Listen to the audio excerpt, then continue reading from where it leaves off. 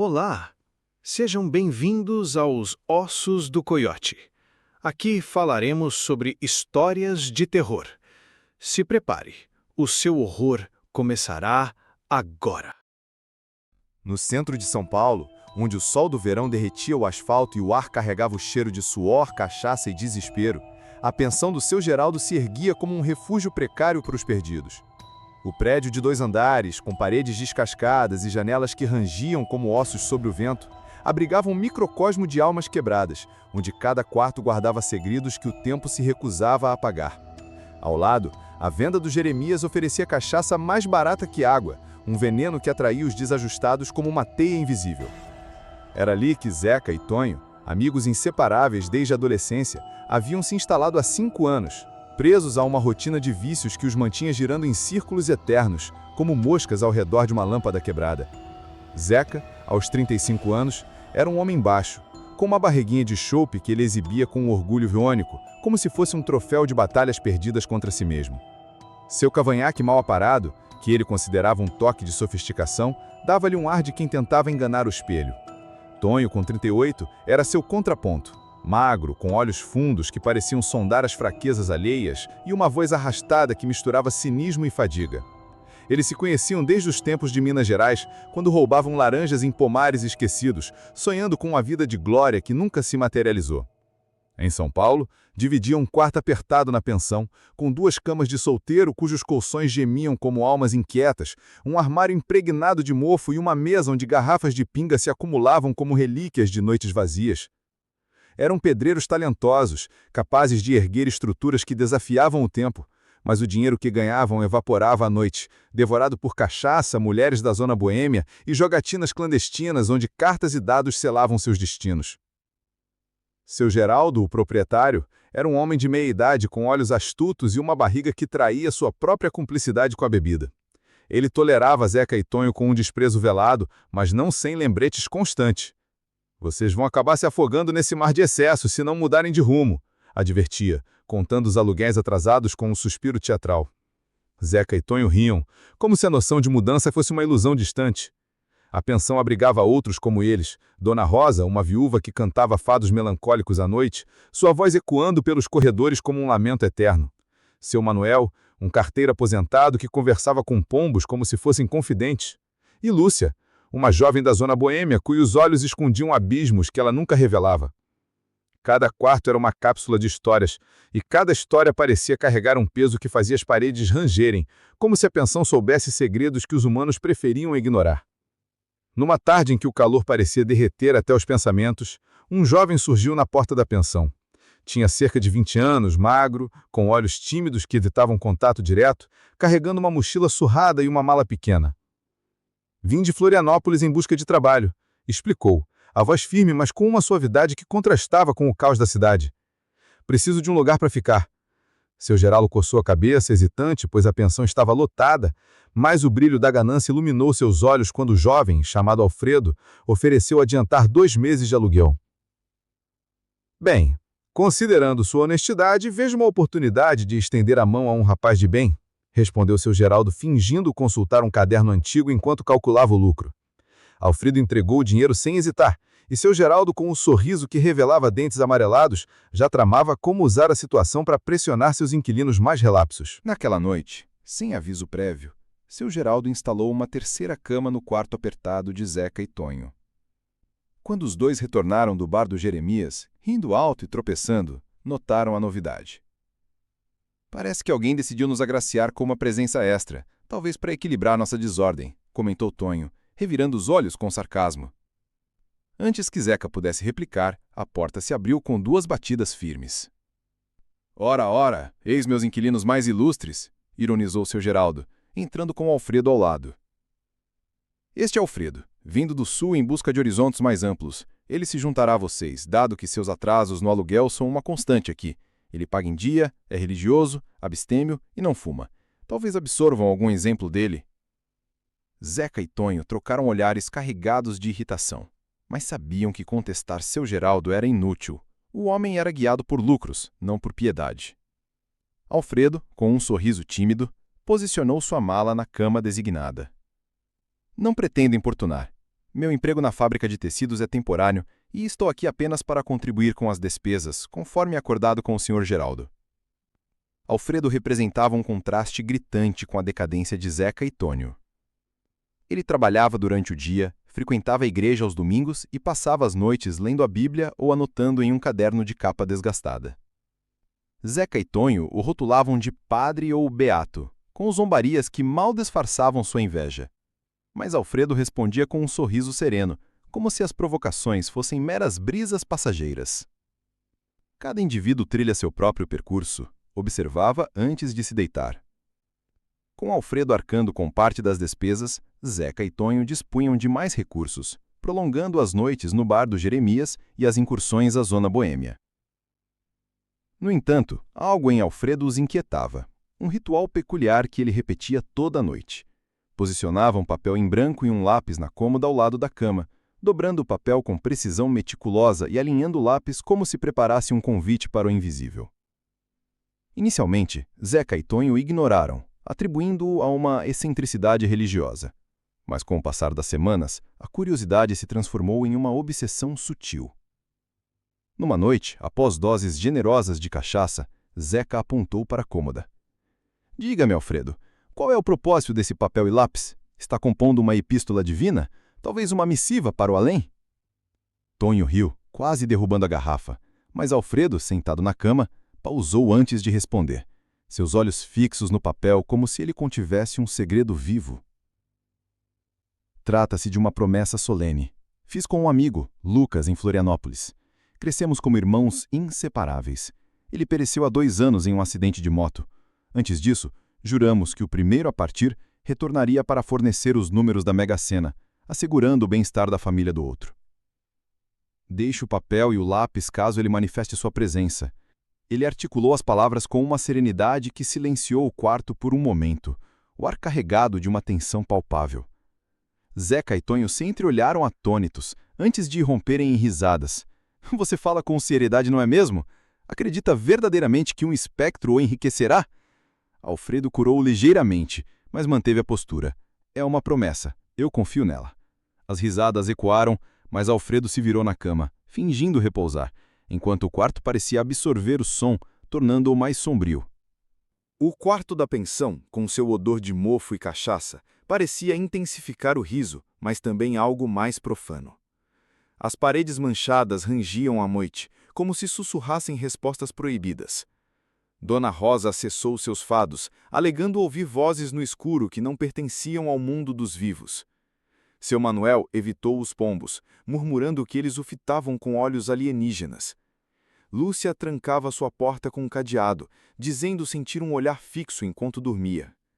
Zeca e Tônio, imersos em seus vícios, não percebiam, mas o ar da pensão alterava-se, como se a chegada de Alfredo tivesse despertado uma presença adormecida nas rachaduras.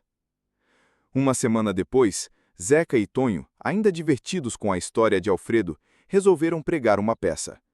Era uma quarta-feira e Alfredo desabara na cama após um turno exaustivo. Enquanto ele dormia, os dois, embriagados e rindo baixinho, apanharam o papel e o lápis da cômoda. Vamos conceder os números da Mega-Sena ao nosso santo, sussurrou Zeca, os olhos reluzindo com malícia refinada. Tônio anotou 6 números arbitrários, 07, 14, 23, 36, 42, 58, escolhidos sem lógica, meramente para sustentar a farsa. Reposicionaram o papel e saíram na ponta dos pés, contendo o riso. Na manhã seguinte, Alfredo acordou, avistou o papel e emitiu um grito que atravessou as paredes, um som que fez Dona Rosa derrubar sua xícara e seu Manuel se ocultar debaixo da cama. Ele manifestou-se! Lucas honrou o juramento! Alfredo segurava o papel, os olhos faiscando com uma alegria febril quase sobrenatural. Trocou de roupa às pressas, guardou o papel no bolso e saiu correndo para efetuar a aposta, sem ingerir o café da manhã. Zeca e Tônio, atordoados pela cachaça, desataram a rir. Que tolo ingênuo! Exclamou o Tônio, limpando lágrimas de hilaridade. Crê que o companheiro falecido lhe concedeu os números. Alfredo retornou à tarde, beijando o bilhete da loteria como um relicário. Eu sempre soube que ele não me abandonaria, afirmou, exibindo os números. Tornar-me-ei milionário e não os esquecerei. Oferecerei uma quantia substancial pela hospitalidade recebida. Zeca e Tonho contiveram o riso, a ironia brilhando em seus olhos. Certamente, caro Bearto, aguardamos o depósito com ansiedade, respondeu Zeca, a voz tingida de sarcasmo velado. Eles nada revelaram sobre a brincadeira, permitindo que Alfredo sonhasse com uma riqueza ilusória. No dia do sorteio, Alfredo não retornou à pensão. Sua mala e mochila haviam desaparecido, como se ele fosse uma ilusão dissipada. Zeca e Tonho, intrigados, indagaram seu Geraldo, que riu com seu desprezo habitual. Ele quitou as dívidas e partiu. Quem suportaria conviver com vocês, bebedores inveterados? Deve ter encontrado companhia mais salubre. Pela primeira vez, Zeca e Tonho não acharam graça. Algo não se encaixava, como se o quarto retivesse um vazio maior que a ausência de Alfredo. O odor de mofo intensificava-se, e as paredes rangiam com maior insistência, como se tentassem articular advertências. Dona Rosa isolou-se em seu quarto, alegando ouvir passos no corredor à noite, passos que não pertenciam a pés humanos. Lúcia reforçou o cadeado em sua janela, mesmo no calor opressor, murmurando sobre sombras que se moviam nos vidros. 3 noites mais tarde, o celular de Tonho tocou, cortando o silêncio como uma lâmina. Era Alfredo, sua voz clara e afiada com um riso que ecoava de um abismo distante. Ative o viva-voz. Zeca está aí, não é? Tonho obedeceu e a voz de Alfredo preenchia o quarto, fria e cortante. Perdoem a partida abrupta, precisei resolver pendências. Enriqueci-me, conforme previra.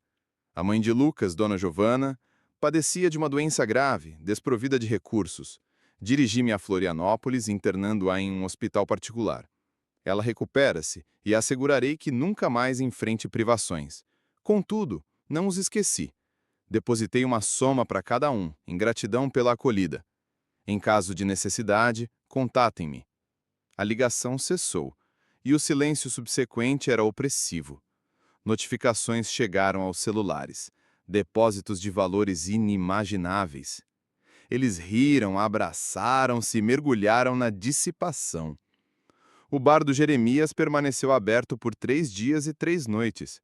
As mulheres da zona boêmia os trataram como soberanos, e as jogatinas atingiram apostas que desafiavam a racionalidade.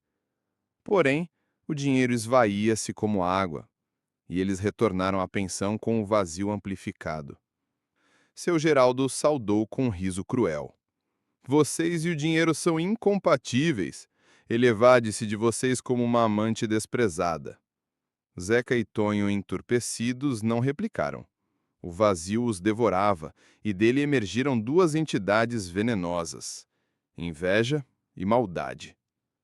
Tonho chutou uma garrafa vazia, o vidro rolando como um prenúncio. Não é equitativo, fomos nós quem forneceu os números. Zeca, coçando o queixo, discerniu uma centelha de esperança. De fato, merecemos ao menos a metade. A conversa, irrigada por cachaça barata, evoluiu para um esquema sombrio. Localizariam Alfredo, simulariam amizade e o compeliriam a partilhar a fortuna. A visão de torturá-lo e descartá-lo no rio Tietê ganhou contornos, alimentada pela fúria e pela bebida. Descobriram que Alfredo residia em um apartamento luxuoso a 1 hora dali, em um condomínio de torres espelhadas que parecia anômalo no centro imundo da cidade. Embarcaram num ônibus, carregando uma mochila que dissimulava a faca que Zeca preservava desde suas rixas passadas. No trajeto riam, tramando. Diremos que sentimos falta de sua companhia, propôs Tonho. Contudo, um peso os acompanhava, como se uma entidade os vigiasse do assento vazio. O porteiro liberou-os após a autorização de Alfredo, e no elevador o ar tornava-se denso, como se inalassem fumaça. Alfredo os recebeu com um sorriso amplo, mas algo dissonava. Seus olhos, outrora tímidos, eram opacos, desprovidos de vida, como poças de tinta negra. O apartamento contrastava com a pensão. Mobiliário novo, uma televisão colossal, uma vista que fazia a cidade pulsar como um organismo vivo.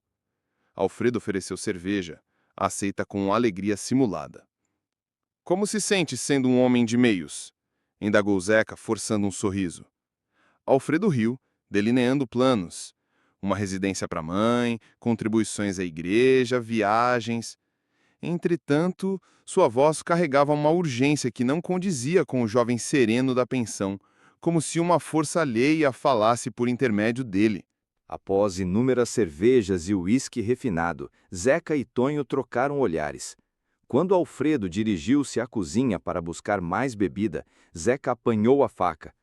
O momento chegou. Sussurrou, a voz tremendo de excitação mórbida. Seguiram-no, e Zeca imobilizou Alfredo pelas costas, pressionando a lâmina contra seu pescoço.